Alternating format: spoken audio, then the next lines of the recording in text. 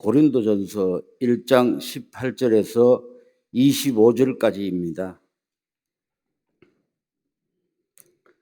십자가의 도가 멸망하는 자들에게는 미련한 것이요 구원을 받는 우리에게는 하나님의 능력이라. 기록된 바 내가 지혜 있는 자들의 지혜를 멸하고 총명한 자들의 총명을 폐하리라 하였으니 지혜 있는 자가 어디 있느냐? 선비가 어디 있느냐? 이 세대의 변론가가 어디 있느냐? 하나님께서 이 세상의 지혜를 미련하게 하신 것이 아니냐? 하나님의 지혜에 있어서는 이 세상이 자기 지혜로 하나님을 알지 못하므로 하나님께서 전도에 미련한 것으로 믿는 자들을 구원하시기를 기뻐하셨도다. 유대인은 표적을 구하고 헬라인은 지혜를 찾으나 우리는 십자가에 못 박힌 그리스도를 전하니 유대인에게는 거리끼는 것이요 이방인에게는 미련한 것이로되 오직 부르심을 받은 자들에게는 유대인이나 헬라인이나 그리스도는 하나님의 능력이요 하나님의 지혜니라. 하나님의 어리석음이 사람보다 지혜롭고 하나님의 약하심이 사람보다 강하니라. 아멘.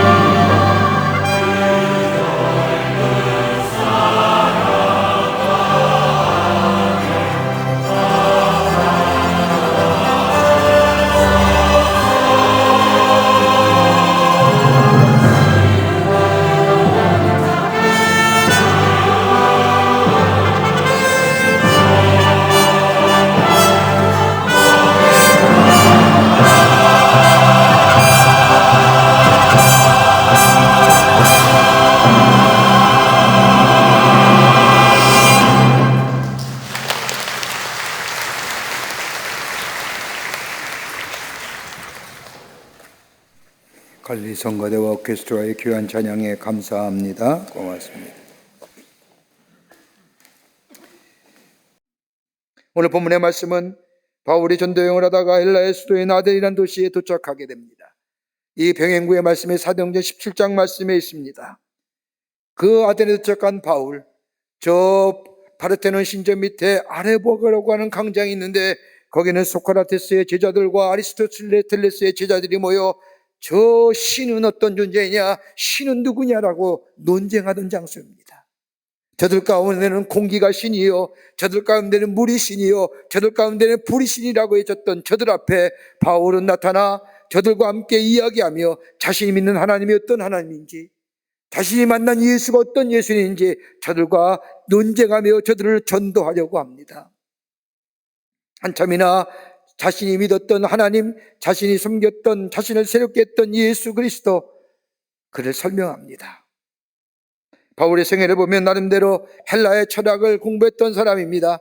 헬라의 철학만 아니라 나름대로의 히브리적 사고를 가지며 논리 정연한 신학적 바탕 속에 하나님이 누구인가, 예수가 어떤 분인가, 저 아래 보고 있는 당시의 나름대로의 철학자들에게 한참이나 설명합니다. 한참이나 하나님에 대하여, 예수 그리스도에 대하여 자신이 가졌던 지혜와 지식을 가지고 다 설명하고 이제 예수를 알고 하나님을 아는가 싶은데 마지막에 저들의 입에서 나오는 말은 네가 이제껏 얘기했던 하나님이 누구냐? 예수가 누구냐는 대운 물음이 그들 가운데 바울에게 돌아옵니다. 창피하게 건들 수 없는 겁니다. 수치스럽습니다.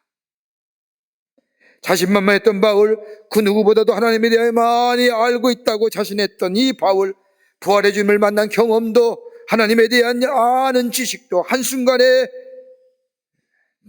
비겁해 보입니다. 나약해집니다. 그리고 그 밤중에 바울은 아덴에서 고린도로 도망갑니다. 그리고 고린도전서 2장 3절의 말씀을 보면 고린도에 와서 복음을 전하면서 자신의 경험했던 아덴의 일들을 기억하며 내가 너희 가운데 거할 때에 약하며 두려워하며 심히 떨었노라.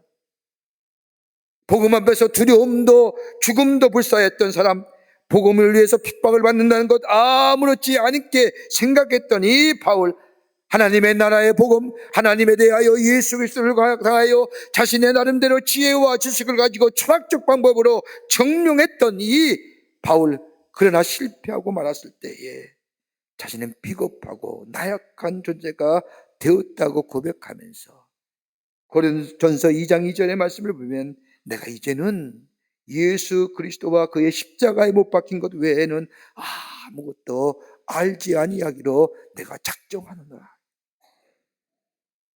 십자가 외에는 생각하지 않는다는 겁니다. 십자가 외에는 전하지 않기로 결심했다는 겁니다. 그러면서 선교의 능력도, 자신의 능력도, 구원의 능력도 다 십자가에서 나온다고 고백합니다. 그리고 어떤 신학자는 저 다메섹에서 예수님 만난 것이 바울의 1차 회심이란다면 이것이 바로 바울의 2차 회심이라는 겁니다. 여러분, 그리스도인 누구일까요?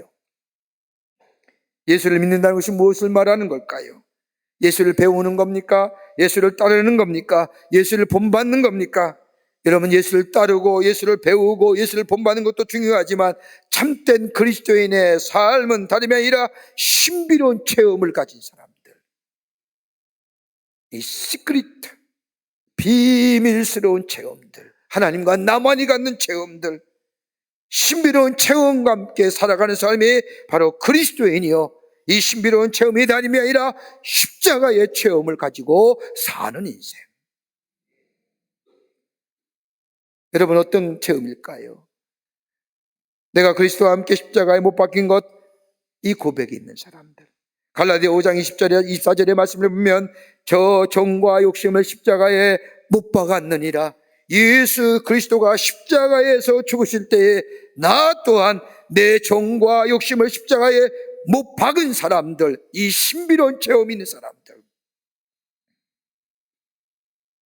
나는 살아있으나 의미상으로나 법적으로 죽은 사람이라고 그리고 내 안에 예수가 살아계신다고 고백하고 이 체험을 한 사람, 이게 바로 그리스도인의 출발점입니다.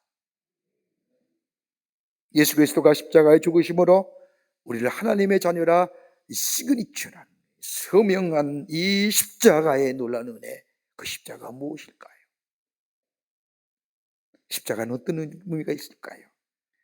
오늘 종료주일에 이번 한 주간 예수님의 고난과 예수님의 십자가의 죽으심을 우리가 보내면서 십자가의 놀라운 은혜가 먼저 여러분과 저 가운데 넘쳐나시기를 주의 이름으로 축원합니다. 첫째는 십자가는 다름이 아니라 공감하시는 하나님이십니다. 십자가는 우리의 아픔과 고통과 우리의 슬픔을 공감하시는 하나님의 마음이 그 안에 담겨져 있다는 겁니다. 히브리서 4장 15절의 말씀을 보면 우리에게 있는 대제사장은 우리의 연약함을 동정하지 못하시리가 아니요 모든 일에 우리와 똑같이 시험을 받으시니로되 죄는 없으시니라. 예수님께서 달리신 십자가는 그 자체가 고통이요 아픔이었다는 겁니다. 그냥 고통과 아픔이 아니라 우리를 사랑하시는 하나님의 고통과 아픔이요 우리 때문에 겪으시는 고통과 아픔이라는 겁니다. 하나님, 우리가 이 세상을 살아갈 때 얼마나 수고하고 애쓰고 힘들어하며 고통스러워하신가를 우리 주님은 알고 계시고 이해하고 계신다는 겁니다. 이것을 해서 우리 주님이 받으신 고난이 어떤 걸까요? 예수님이 받으신 고통이 어떤 걸까요? 하나는 육체적인 고통이었습니다. 육신을 가지신 우리 주님은 이 땅에 계시면서 마지막에 머리에 가시 면류관을 쓰시고 십자가의 양손과 발목을 보게 받가 돌아가실 때까지 십자가에 매달려 고난과 고통을 당하십니다. 십자가에 달린다는 것은 인간으로서 가장 느낄 수 있는 가장 큰 고통과 아픔을 말합니다. 우리 주님은 육체적인 고통을 당하셨습니다. 또 하나 정신적인 고통도 당하셨습니다.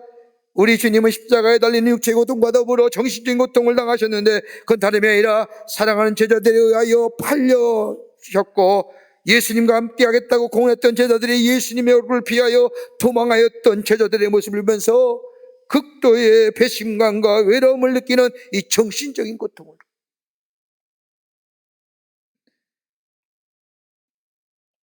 그뿐 아니라 십자가에 달려 돌아가실 때에 수많은 사람들의 손가락질, 군중들의 외침들, 여러분 그들이 어떤 사람입니까? 예수님의 갈릴리 호수를 지나갈 때마다 수많은 사람이 따라다니며 하나님 나라의 복음을 전했던 사람입니다. 저들의 병과 아픔을 고쳐주었습니다. 저들이 배고플 때에 먹을 것으로 채워주었습니다. 바다를 잔잔케 하고 풍랑을 잔잔케 하시어 저들을 안전으로 인도했습니다. 그랬던 사람들이 그때에는 예수를 향하여 저가 우리의 메시아여, 저가 우리의 구원의 주여, 하나님의 아들이라고 외쳤던 저들이 예수님 십자가에 달려 돌아가시자 극도의 분노심을 가지고 십자가에 못 박아야 되느니라고 외쳤던 그 모습을 본 예수님의 마음에 저들의 조롱과 모욕과 멸시는 심한 정신적인 고통으로 다가왔을 겁니다. 그뿐일까요? 영적인 고통을 당하셨습니다. 우리 예수님의 고난과 고통, 십자가의 죽으심은 하나님과의 단절되는 외로운 영적인 고통이었습니다. 그러게 우리 예수님의 십자가에 달려 돌아가시며 절규하시지 않습니까? 나의 하나님, 나의 하나님, 어찌하여 나를 버리셨나이까? 하나님으로부터 버림받은 이 영적인 고독과 단절로 인하여 고통과 아픔을 당하셨습니다. 여러분, 우리들의 삶 어떤가요? 고난을 당할 때에, 아픔을 당할 때, 어려운 문제가 생길 때에 믿는 사람이랄지라도 하나님은 하늘에 계신 분이니까 내가 얼마나 아픈지 모르실 거야. 내 마음이 얼마나 부서져 내린지 모를 거야. 내 인생의 희망을 찾지 못하고 내가 어디로 갈지 알지 못하고 찾지 못할 때에 아마 하나님은 이 아픔을 아실까? 하나님은 나의 아픔과 고통에 대하여 아무런 느낌이나 감정이 없을 거야 라고 말하고 생각합니다. 그러나 그렇지 않습니다. 성경 이사야서 53장 4절과 5절의 말씀을 보면 그는 실로 우리의 질고를 지고 우리의 슬픔을 당하였거늘 우리는 생각하기를 그는 징벌을 받아 하나님께 맞으며 고난을 당한다 하였느라. 그가 찔림은 우리의 허물 때문이요 그의 상함은 우리의 죄악 때문이라. 그가 징계를 받음으로 우리는 화평화를 누리고 그가 채찍에 맞음으로 우리가 나음을 얻었도다. 우리 주님의 아픔과 우리의 주님의 질고와 우리 주님의 고난은 바로 나의 고통과 나의 아픔과 나의 질고라는 겁니다. 그러기에 내 아픔과 내 고통과 내 질고를 우리 주님은 아신다는 거예요. 이해하신다는 거예요.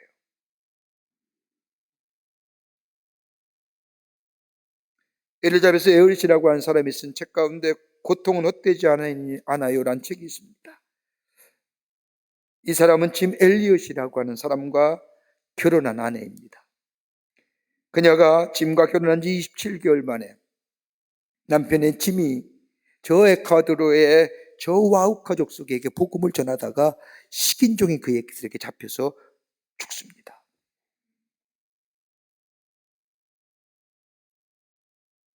그리고 남편이 슬픔에 상심이 되어 그곳을 떠나 고향 뉴욕으로 돌아와서 있다가 10개월 된 아들 되고 다시 와우 가족 속에 있는 저 에콰도르에 가 남편이 복음 전했던 그 장소에 가 하나님 나라의 복음을 전합니다. 무려 16년 동안이나.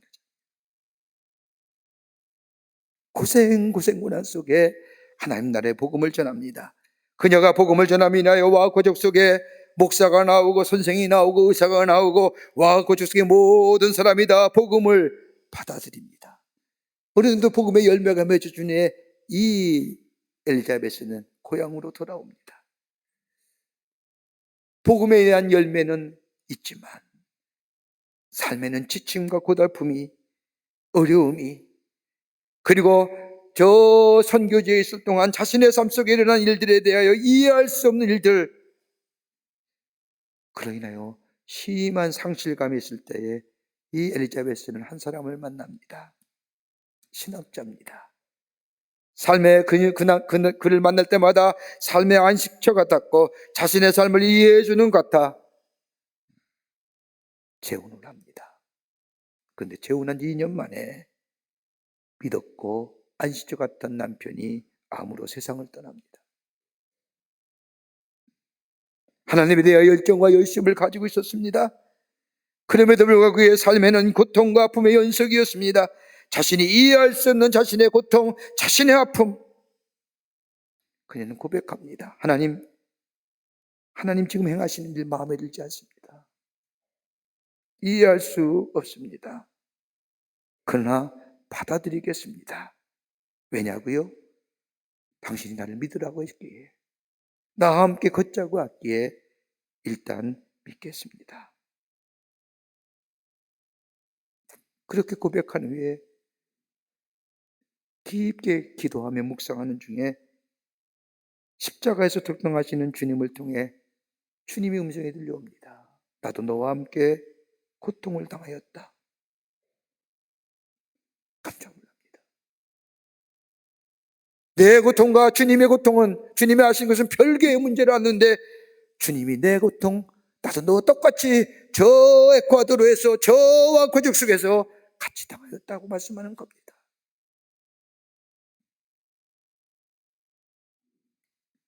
그 음성이 들려온 후에 그녀는 고통을 수용하는 것을 넘어서서, 수용은요 아픔이지요, 수용은 쓰다림입니다.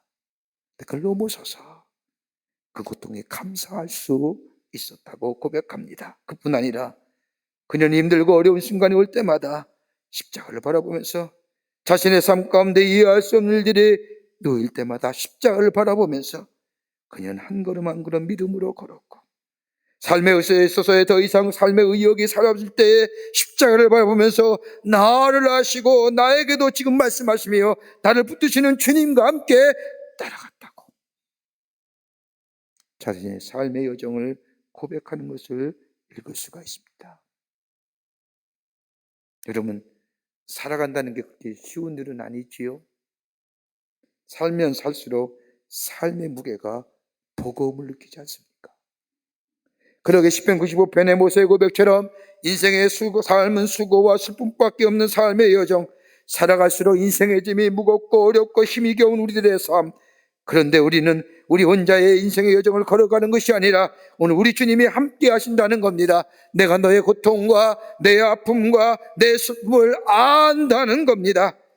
우리 주님이 십자가에 당하신 고난과 고통 생각할 때마다 우리는 우리의 삶의 고난과 고통을 받아들일 수 있는 마음이 우리 가운데 있어지게 됩니다.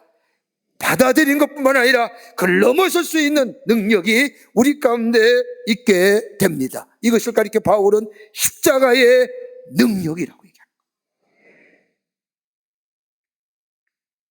그 십자가가 있습니다.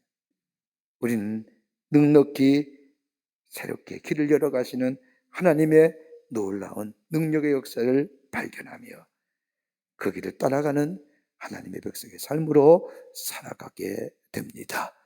이 십자가의 능력을 경험했냐 이겁니다. 두 번째는 죄를 다루시는 하나님의 모습입니다. 하나님께서 죄를 어떻게 다루신가를 십자가를 통하여 우리 하나님이 보여주십니다. 여러분, 십자가는 가장 참혹한 형벌입니다. 사형의 도구였습니다. 그 가운데 가장 큰 죄인이라고 여겨지는 국가의 반역자와 도망갔다가 체포된 노예들을 처형할 때 사용했던 것이 십자가의 처형입니다. 가혹하고도 비참한 형벌입니다. 그래서 로마의 사람들은 아무리 흉악한 죄를 지어들어도 로마인들에게는 십자가의 처형을 지울 수 없는 법을 만들 정도로 가장 가혹하고 비참한 형벌이 십자가입니다. 이 십자가, 다름이 아니라 죄를 다루시는 하나님의 모습이라는 겁니다. 여러분, 우리는 죄에 대하여 쉽게 생각합니다. 왠지 아세요? 우리는 본질상 죄로 인하여 이미 타락한 주제이기에 죄에 대하여 쉽게 생각합니다. 죄 짓는 것이 얼마나 심각한지를 생각하지 못합니다. 죄의 결과가 얼마나 무서운지를 알지 못합니다. 죄를 생각할 때 제가 가지는 심판적 요소는 생각할지 모르지만은 죄가 얼마나 무서운지를 알지도 못하고 깨닫지도 못합니다. 그러기에 바울은 하나님을 떠난 인간을 향하여 죄가 얼마나 무서운지를 얘기합니다. 허물과 죄를 죽었다. 허물과 죄로 죽었기에 생각하는 것과 말하는 것과 행동하는 것이 다 본질상의 진노의 자녀이다. 여러분, 우리 안에 죄의 문제가 해결되지 아니하면요, 우리 안에 맺어진 열매는 다 죄의 열매요, 육체의 열매입니다.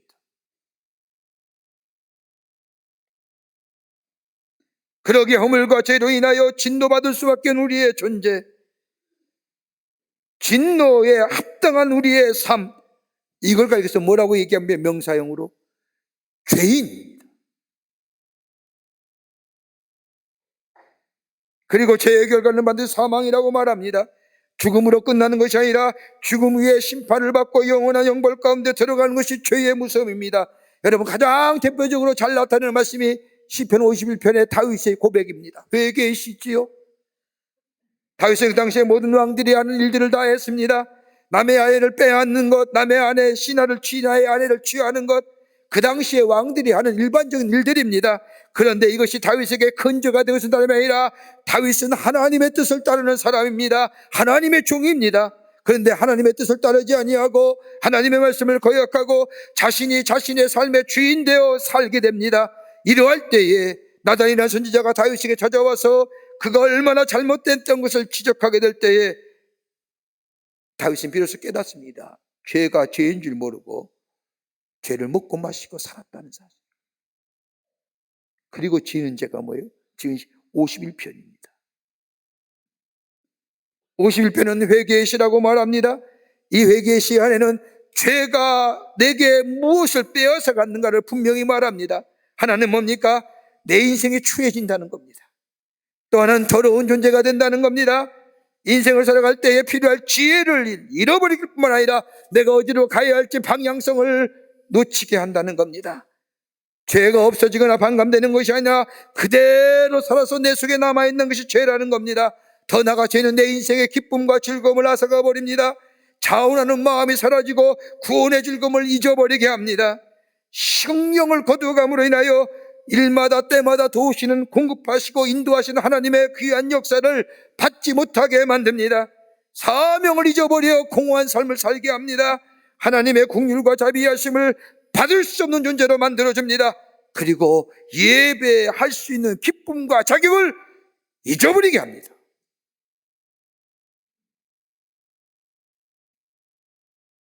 얼마나 무섭습니까? 다윗은 죄의 결과를 깨달은 하나님 앞에 철저히 회개합니다. 하나님 다윗의 회개를 용서했지만 죄의 대가를 치르게 하십니다. 다윗이 이 죄로 인하여 다윗의 집안의 자녀들이 범하고 서로 죽이며 종국의 이들에게 쫓겨나는 일을 겪게 만듭니다. 하나님이 다윗의 죄를 용서하심에도 죄의 결과가 얼마나 무서운지요. 다윗을 하여금 각인시켜 주시고 깨닫게 하셨습니다. 그러기에 그는 노년에 그의 신하들이 그의 몸을 따뜻하게 하기 위해 젊은 여종 아비삭을 그의 침상에 붙여주었지만 그녀와 함께 동침하지 않습니다. 왜요? 죄가 얼마나 무서운지를 알기 때문에. 죄에는 자비와 국률함이 없습니다. 그래서 하나님은 자신의 아들 예수 그리스도에게 인간의 죄가 얹혀졌을 때에 하나님 뭐예요? 침묵하신 이유입니다. 왜요? 침묵하신 이유가 합니다. 죄가 얼마나 무서운지. 그리고 십자가에서 대가를 치르게 하셨습니다. 그러게 십자가를 바라볼 때마다 죄를 다루시는 하나님의 마음을 보게 됩니다. 그런데 바울은 예수 그리스도의 십자가로 인하여 우리의 죄가 용서받았다고 말합니다. 십자가의 보혈이 피라 우리의 죄를 씻어주셨고 죄의 저주가 더 이상 우리에게 없다고 선포합니다. 그리고 하나님의 자녀의 특권을 받았다고 말합니다. 죄에서 용서받은 자의 기쁨을 노래하고 선포합니다. 이게 뭐예요? 십자가의 지혜입니다. 일본의 여성병원 요이치 유사 교수가 연구진이 최근 발표한 커런티 바이올로지라고 하는 책자에서 달팽이에 대한 연구 논문을 발표했습니다. 2002년인가 2001년인가 그렇죠. 달팽이는 자기 몸에 기생충이 침범하면 스스로 목을 잘라버린답니다. 목이 잘라진 몸통 떨어져 나가 시간이 지나면 썩어 사라집니다. 근데 이상하죠? 남아있는 목은요 얼마나 시간이 지나면 그 안에 심장이 만들어지고 몸통이 만들어지고 새로운 생명으로 새롭게 탄생되더라. 기생충이 들어온 몸통 잘라버립니다. 우리의 죄도 마찬가지지요. 우리 안에 죄는 단호하게 우리 안에서 잘라내야 됩니다. 그럴 때 우리 안에 뭐예요? 새로운 생명의 역사가 일어납니다. 이게 십자가예요. 이 죄의 무서움이 죄가 어떤 건가를 우리 주님이 십자가를 통해서 우리에게 보여주셨다는 겁니다. 죄는 악은 모든 모양이라도 버려야 합니다. 버린다는 게 avoid라고 얘기하는데 단어의 뜻은 피하다입니다. 피하다는 게 뭐예요? 더러워서 가까이 하자는 거예요. 끝으로 십자가는 구원의 길을 열어주십니다. 십자가는 죄인 우리에게 구원의 길을 열어주시는 하나님이십니다. 여러분 성경을 읽을 때마다 우리는 성경을 읽는 또 성경을 바라보는 시각이 여러 가지가 있죠. 그 가운데 가장 중요한 시각이 있다고 한다면 성경을 읽을 때 구속자적인 관점에서 바라보는 겁니다. 구약성서에 나타난 사건이나 인물은 다른 것이 아니라 사건과 인물은 죄로 인하여 멸망당할 수밖에 없는 저 사람들, 그럼에도 불구하고 하나님은 어떻게 구원함을 보여주셨는가? 근데 그 구원함의 마지막 완성은 어디예요? 예수 그리스도의 십자가로 이루어졌다는 것, 이 관점으로 바라보는 것을 가르쳐서 구속사적인 관점에서 성경을 바라본다는 겁니다. 십자가로 인하여 영원히 죄로 인하여 타락하여 영원히 멸망당할 수밖에 없는 우리들에게 십자가를 통하여 우리에게 새로운 길을 열어주신 하나님, 죽을 수밖에 없는 우리 인간들에게 새로운 생명의 길을 열어주시고 보여주신 것이 바로 십자가라는 겁니다. 여러분 요한복음 14장 6절의 말씀을 보면 내가 곧 길이요 진리요 생명이라고 예수님 말씀하십니다.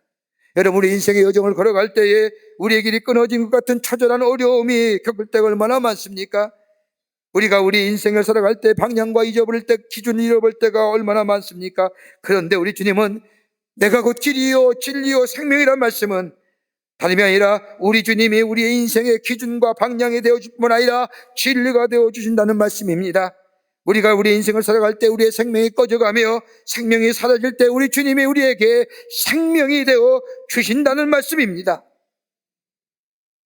이게 뭐예요? 십자가의 은혜입니다. 십자가가 주는 은혜입니다. 예수 그리스도로 말미암아 죽음이 끝이 아니라 죽음 너머에 있는 부활로 나가게 하는 새로운 길을 열어주신 것, 바로 그 십자가입니다. 여러분, 우리가 하루 더 산다는 것은 뭘까요? 죽음이 더 가까이 왔다는 역설적 아닙니까? 하루 더 산다고 기뻐하지 마세요. 죽음이 한 발자국 더 가까이 온 거잖아요. 역설적인 거잖아요. 죽음의 길에서 죽음으로 끝나는 것이 아니라 죽음 너머에 있는 새로운 길 열어주시는 그 은혜가 바로 십자가 속에 담겨져 있다는 겁니다. 그러기에 마태복음 27장 51절의 말씀을 보면 예수께서 십자가에서 운명하실 때에 이에 성소 위장이 위로에서부터 아래까지 찢어져 둘이 되고 땅이 진동하며 바위가 터지고 하나님과 나와 가려졌던 저 단절되었던 것이 찢겨나가면서 하나님과 나와의 관계가 회복되고 죄에 굴복하여 죄의 노예가 되었던 우리의 삶이 십자가를 통하여 하나님의 통치와 하나님의 사랑과 하나님의 은혜를 받을 수 있는 새로운 길이 열려진 역사. 그렇게 바울은 말하지 않습니까? 다 된 것은 하나님의 은혜, 십자가의 은혜라는 겁니다. A.W. 토저라고 하는 목사님은 내가 십자가에 못 박힌다는 것이 뭘까요? 세 가지로 우리가 설명하지요. 하나는 한 방향만 보는 것, 십자가에 못 박힌 증거라는 겁니다. 한 방향은 뭘까요? 십자가만 보는 것, 십자가 외에 다른 것은 보지 않는 것. 거기에 구원이 있고 거기에 영생이 있고 거기에 능력이 있고 거기에 지혜가 있고 거기에 은혜가 있기 때문에 더 나아가 뒤로 후퇴할 수 없는 것. 십자가에 못 박힌 사람은 과거가 없습니다. 과거를 십자가에 다 묻어버렸습니다. 십자가에 못 박힌 사람은 자랑할 것이 없습니다. 또 하나 잡는 십자가 중심으로 생각합니다. 거기에 뭐예요? 자기 자랑이 없잖아요. 교만함이 없잖아요. 겸손함이 있습니다. 그러기에 바울은 갈라디아서 2장 20절 말씀에 내가 그리스도와 함께 십자가에 못 박혔나니 그러즉 이제 내가 산 것이 아니요 오직 내 안에 그리스도께서 사신 것이라. 이제 내가 육체 가운데 사는 것은 나를 사랑하사 나를 위하여 자기 몸을 버리신 하나님의 아들 믿는 믿음 안에서 사는 것이라. 그러기에 마지막에 뭐예요? 갈라디아서 6장 17절 말씀에 이후로 누구든지 나를 괴롭게 하지 말라. 내가 내 몸에 예수의 흔적 십자가를 내가 가졌노라. 예수님은 십자가에 달려 죽으심으로 이건 뭐예요? 우리에게 구원을 주시고 영생을 주신 하나님의 시그니처입니다. 십자가를 믿는 자마다, 십자가 앞에 나오는 자마다 십자가의 능력이, 십자가의 지혜가, 십자가의 은혜가 우리가 나한테 넘쳐 생명이 있는 삶으로, 구원받은 감격으로 영원한 생명을 소유한 삶으로 매일매일 나를 새롭게 하시는 은혜가 우리 가운데 있어지게 될 줄 믿습니다. 이 십자가의 믿음으로 승리하며 살아가시는 여러분과 저와 되시기를 주의 이름으로 축원합니다. 하나님 감사합니다. 죄로 말미암아 죽을 수밖에 없는 저희들을 구원하여 주시고 하나님의 자녀 삼으심에 감사합니다. 예수 그리스도의 십자가의 놀라운 은혜, 능력, 십자가의 놀라운 사랑이 우리 안에 넘쳐나게 하여 주셔서 매일매일 새로워지는 하나님의 사람들 되게 하시고 매일매일 주의 은혜와 사랑 안에 강건한 역사를 경험하게 하시고 매일매일 새로운 생명의 역사를 경험하는, 그래서 하나님의 살아계심을 증거하는 삶으로 살아가는 저희들 되게 하여 주시옵소서. 감사하오며 예수님의 이름으로 기도하옵나이다. 아멘.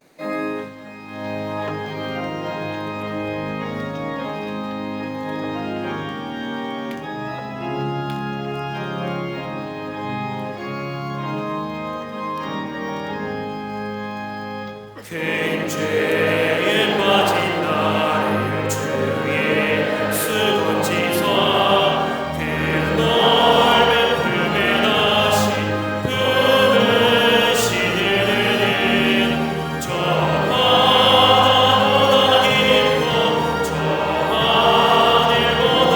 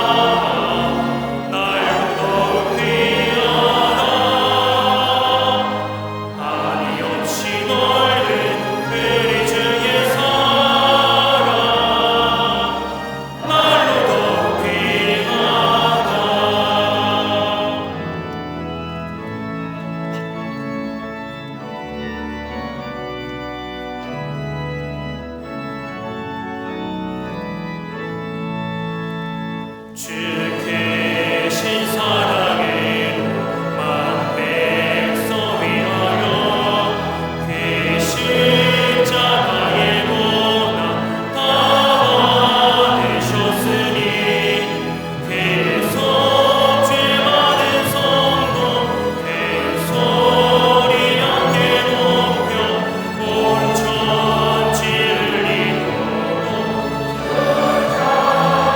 하리라. 날로도 귀하다, 날로도 귀하다.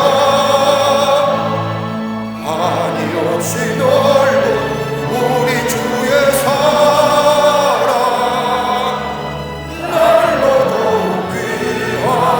귀하다.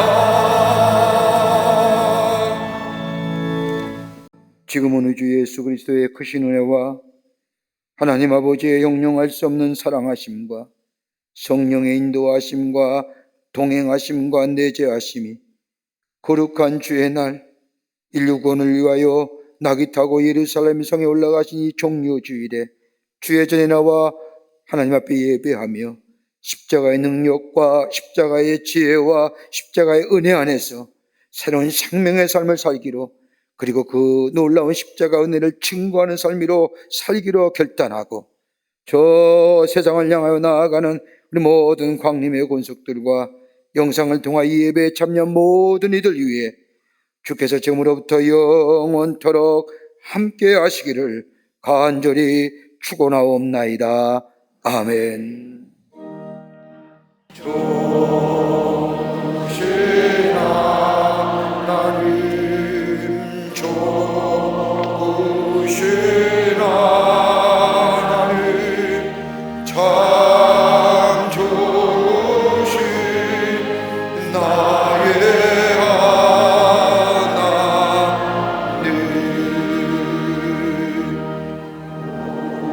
우리의 예배를 받으신 하나님, 참